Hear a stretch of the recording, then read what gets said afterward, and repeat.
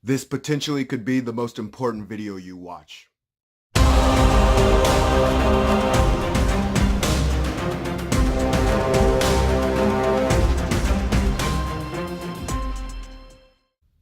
So what I'm going to be going over with is strategies that you can implement to dramatically increase your life for the better. I go over this with the people that I train and the people that I coach, because ultimately it's not just about having a healthy body. It's about having a healthy mindset, and it's about being healthy within self and doing the necessary things to be their greatest self. I'm not looking for people to just be good enough unless that's what they want.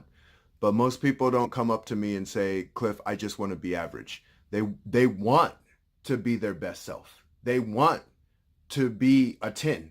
They don't want to be a 9, an 8, or a 7. And so what I'm going to go over with you today is what's going to help you get to your 10. And when I go over it, it might sting a little bit.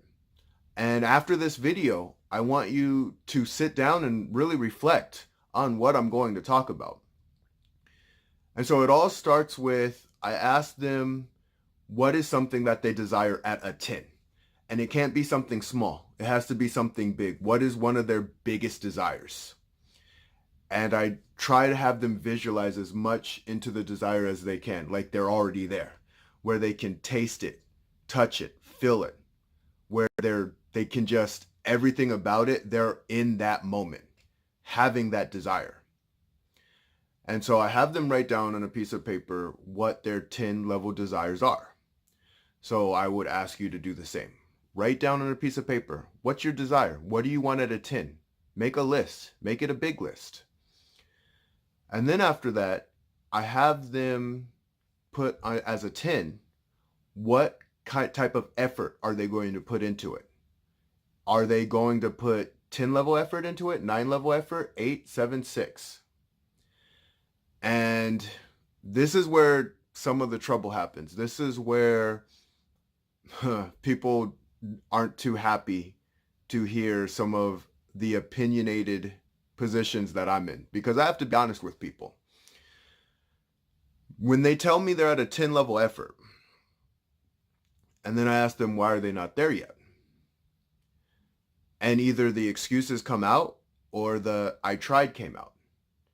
Now, excuses are like assholes. Everybody has one. The I tried method is, well, what did you try? Well, they may try one thing. They may try 2 things. And that's not 10 level effort. That's 5 level effort or 4 level effort. I go 10 level effort. So it comes down to, are you reading up on the particular thing you're trying to get to? Are you getting coached into working towards the particular thing you're trying to get to? Are you making a plan for the particular thing you're trying to get to? See, the more specific we get, the more we realize we're not really the 10 that we thought we were on effort. Usually people's effort, if they're lucky, is at a 7. That's where coaching really comes into play, because a coach can get you to a 10. Sometimes you just don't know. You might not even know you're at a 7. You think you're at a 10, but you're not.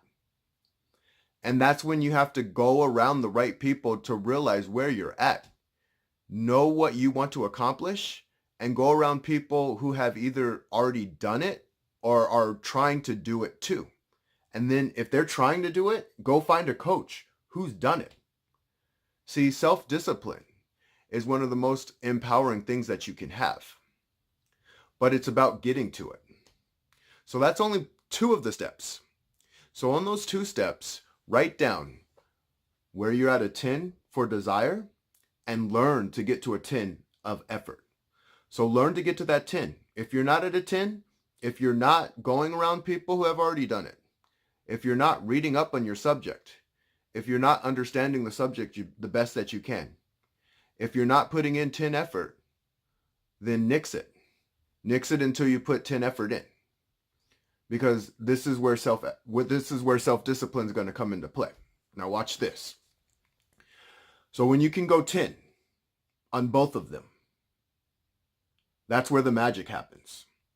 Because from there, I want you to document everything that you do to get to that. When you get to where you're trying to get to, because you'll get there. If you have a 10 effort and a 10 desire, you're going to get there. Guaranteed, hands down. Whatever it is you're trying to do, unless it's asinine, where you're maybe 3 foot tall and you're trying to play in the NBA, that's kind of insane. It's got to be a specific goal that you're looking for, and it's got to be realistic. But if you have a realistic goal and you're at a 10 desire and you're at a 10 effort, document everything. So why are you documenting everything? Because you're going to understand yourself more than you've ever understood yourself when you get to the end of that. When you get through that struggle and you get to the end, that's what success is. That's all it is. All success is, at the end of the day, is self-discipline. And so when you have that self-discipline, you've had self-discipline of you, your specific self-discipline. Because everyone has different types of ways they discipline themselves. Everyone's different. I've been a coach for a long time. I have not seen two people do it the exact same way. There are systems in place. There are certain things that are similar, but no two people do it the exact same way. But when they get past that, and when they taste what success is, then it only becomes easier the next time they do it, because they have the blueprint. And I'll tell you, the first time I do this with people, they are not very happy with me. First, one is because I make them be honest with themselves. Being honest with yourself is not always the easiest thing to do, especially when you think you are being honest with yourself.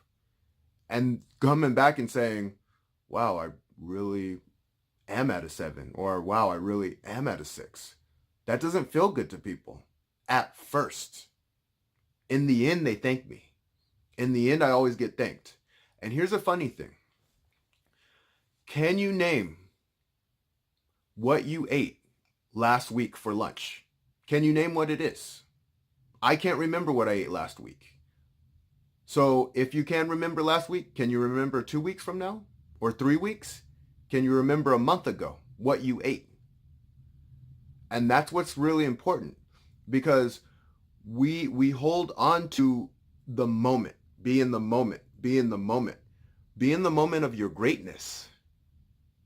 Be in the moment of your greatness.